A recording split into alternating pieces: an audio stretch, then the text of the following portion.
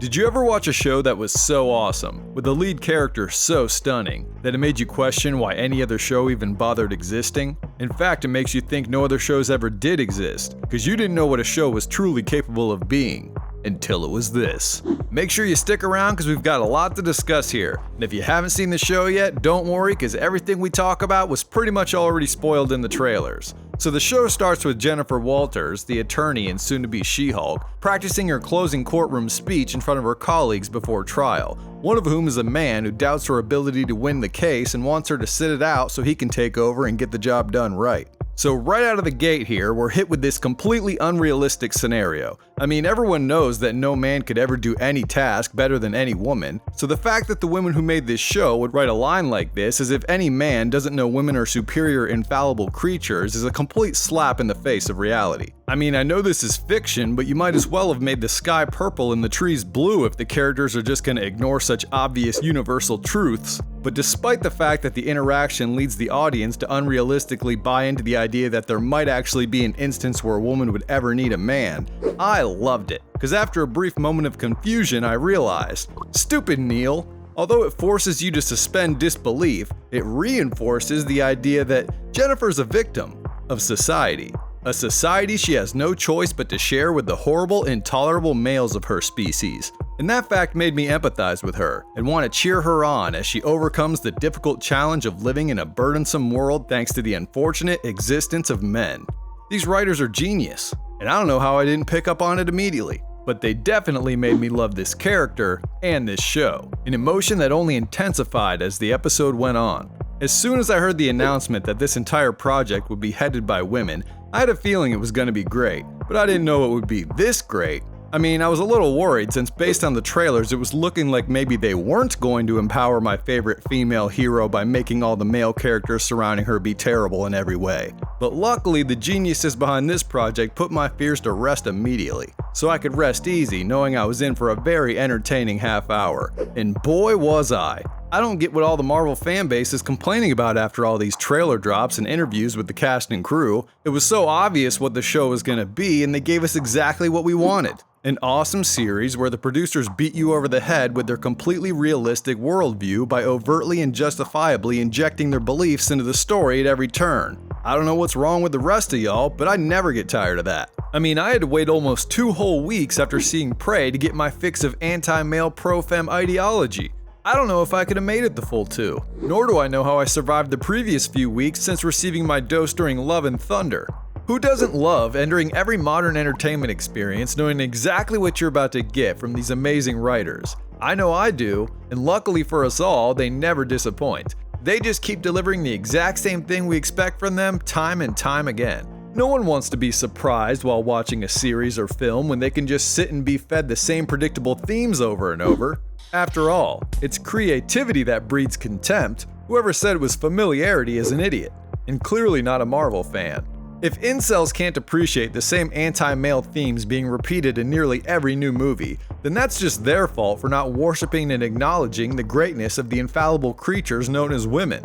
And these men should be rightfully mocked and denigrated for their stupidity and lack of willingness to acknowledge what the rest of us have long known to be true, that all women are strong, stunning, amazing beings made to be worshipped, and men are garbage.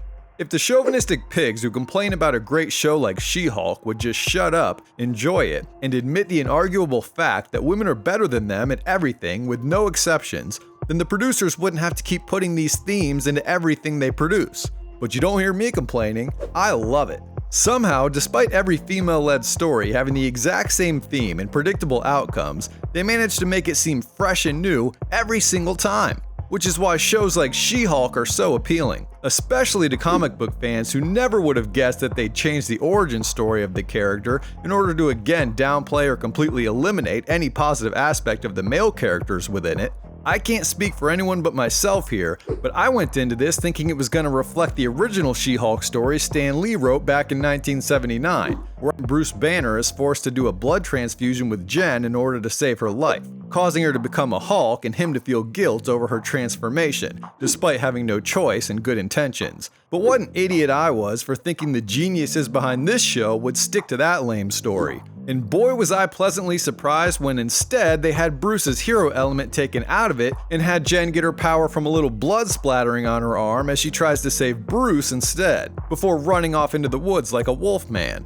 Much better story, and thank God they fixed it. Because not only is this new direction genius, since it further solidifies what we've already established, that strong, intelligent, independent women never ever need no man, but it also creates an opportunity for Jen to stumble into a local bar where we get to see more stunning, caring, amazing female characters. Not to mention get a much needed grammar and etiquette lesson. You do not need him, or her, or them. As well as more proof that our lovable heroine is more of a victim of the evil men in society than we even knew, made evident by the 3 unlikable creeps trying to talk to her outside of the bar and causing her to hulk out after becoming frustrated by their lack of willingness to accept her refusal of their advances. Good thing they added this scene 7 minutes in, because that first co-worker character wasn't despicable enough, and I almost forgot that all men are evil garbage for a minute, and that all women are strong, intelligent, sweet, caring victims of these terrible men. So immediately upon hulking out, she gets tackled by the other Hulk, who conveniently appears out of nowhere right at that moment to knock her out with a tackle and get her back to his tropical bunker in Mexico before she wakes up and knows what happened to her.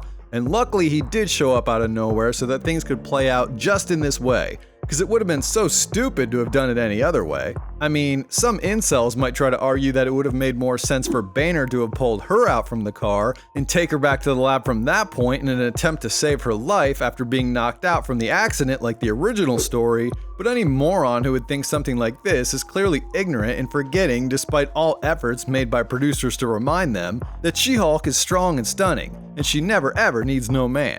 We can't have her looking like she needs a man, because she don't need no man. And besides, having Banner look like a hero would not only distract us from the theme of the show, which is men suck and women don't need no man, but also it would put one of the 5 men in the episode in a positive light. And we can't have that either, because men suck. All 5 men in this episode must be either a jerk, a creep, or a chump. Otherwise, our powerful, intelligent, stunning, brave female lead character won't look so amazing in comparison. Don't you incels get it? The rest of the world does. When are you gonna get on board? I mean, how many stories must be changed for the sake of sending you a message before you accept and embrace it? And it's not like these things are woven into the story in some organic, ambiguous way. They're blatant, obvious, and sometimes pleasantly distracting in that they force you to think about the intentions and worldview of the writer rather than focusing on the story. And that's what really makes great writing. But instead of appreciating that lesson and maybe changing your views to match those of the creators, you just complain about how terrible their work is and how you're not entertained by it like an ungrateful turd. Well, I don't know where you got the idea that movies and TV shows were made to entertain you, but this is Marvel, buddy. They ain't here for your entertainment. The point is for you to walk away with a greater understanding of reality. The reality that the people of Disney and Marvel can comprehend better than you. The reality that all women are strong, intelligent, amazing creatures, and they don't need no weak, evil, pathetic men like you and all other men making their lives so difficult. The fact that incels refuse to support or appreciate the geniuses behind a show as amazing as She-Hulk is mind-boggling. I mean, what do comic fans know about what makes a great superhero story anyway? They aren't the geniuses. The creators at Marvel and Disney are, and directors like Kat Coiro. Why can't you basement dwellers just be quiet and consume the movies and shows that were created by people who loathe and degrade you with open arms and minds? Is that so much to ask? It's not Marvel's fault that you're all weak, incompetent mansplainers, incapable of accepting reality as it's realistically depicted in front of you through their amazing work. Blame your fathers for that, but not your mothers. Because they're strong, intelligent, beautiful creatures who do no wrong as well. Not weak, pathetic, stupid ones like you and the men your mothers were burdened with having to tolerate in order to facilitate your existence. So anyway, once She-Hulk wakes up in Banner's lab, we immediately see Hulk doing science experiments. Or according to him, Smart Hulk. Now I'll admit, I've missed out on a lot of recent Marvel projects because I didn't feel like they were empowering women enough and lacked inclusion. So I'm sure they explained this at some point in one of the movies, but apparently, Hulk is no longer Hulk. He's just Bruce Banner in Hulk's body, which was another pleasant surprise. I was really getting tired of the character being this uber-masculine, dangerous, intimidating, and unpredictable creature, and much prefer a giant, friendly, emasculated, middle-aged green dad character instead. Especially since this gives us more opportunities to witness Mark Ruffalo's unparalleled acting abilities. Have you seen this guy act? He's amazing! I don't know how it's possible that he lost all those Teen Choice and MTV Award nominations. I mean, this scene alone where he's yelling all of his dialogue unnecessarily is worthy of at least a Kids' Choice Award. I have been analyzing your blood, and the way it synthesized gamma, I was able to use it to completely heal my arm. Can we get this guy slimed already? Oh yeah, and I almost forgot to mention that this show is a comedy. I don't know how I forgot though, because the whole thing was absolutely hilarious. Like one part where Hulk is teaching She-Hulk the benefits of Hulkdom, and he says you can drink as much as you want but not get drunk. Now I don't see how that's a benefit, wasting all that hard-earned lawyer money on endless bottles of expensive alcohol for no reason. But then, after she wakes up normal again, she's got a Hulk-sized hangover. I laughed my wiggly transparent ass off at this joke, and there are plenty more packed into this laugh-orama. For some reason though, I just can't seem to remember a single one. Also, I have to address all the complaints about the CGI. I mean, sure the mouth movements didn't always match up with the voices perfectly, and She-Hulk's face seemed to be wobbling around on her head some of the time, but it was only some of the time. What do you expect? For the CGI on She-Hulk to always look real and normal like it pretty much did for regular Hulk? Give them a break, guys. They've only had 15 years and billions of dollars to perfect this technology. What more do you want? The director didn't think it was a problem, so what's yours? When asked at Comic-Con what some of the challenges were with the CGI, she stunningly and bravely admitted that she's so amazing, she didn't even think it was a challenge. You know, it didn't even feel like a challenge at the end of the day. She seems to be as amazing as She-Hulk herself. So as I said, the trailer pretty much covers everything that happens in the first episode. Hulk spends the rest of it trying to teach Jennifer how to be a Hulk on Hulk Island, while she's immediately and unsurprisingly as good as him at everything if not better. Cause she don't need no man to teach her anything. She don't need no man for nothing. Especially not to teach her how to handle rage. Cause she's learned that with years of experience living in a world occupied by despicable men. She's been controlling her anger for years. When I'm catcalled in the street, when incompetent men explain my own area of expertise to me, because if I don't, I might just literally get murdered. I'm an expert at controlling my anger because I do it infinitely more than you. Tell him, sister. How dare he act like he ever had a problem? Doesn't he know that no man has ever had to deal with the frustrations of life like a woman has? Nothing irritating has ever happened to any man, especially not one who's regularly been forced into an uncontrollable state of animalistic rage for a third of his life. Being attacked by the government and countless evil villains, gods, and creatures trying to destroy him and his friends throughout the universe. How could he even think that that compares to the frustrations women are forced to deal with daily as a result of coexisting with men? What's the Hulk gonna do next? Visit some cancer patients and complain about a stubbed toe? Insensitive green prick.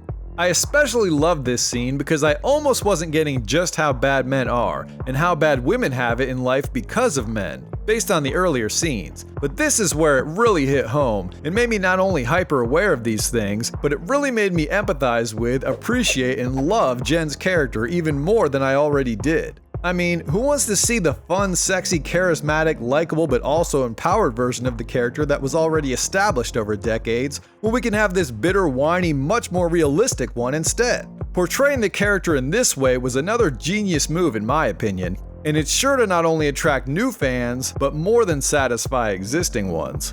There's nothing comic lovers want more than a story where every male character is portrayed as a creep and every word out of the female characters' mouths are either talking about how amazing women are or how terrible men are, outside of when they're just emasculating the fans' favorite male hero characters in general. And that's why I won't be surprised when this thing gets a 99% audience score.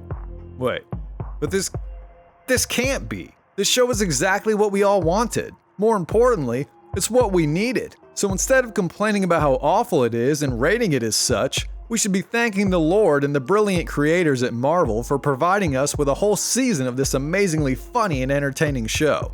And if we're lucky, we'll get a season 2. But that's it for this review, so thanks to anyone who subscribed or gave this video a thumbs up. Feel free to check out other videos for more Culturgeist content. I'll see you there, and until then, live well and take it easy. Later.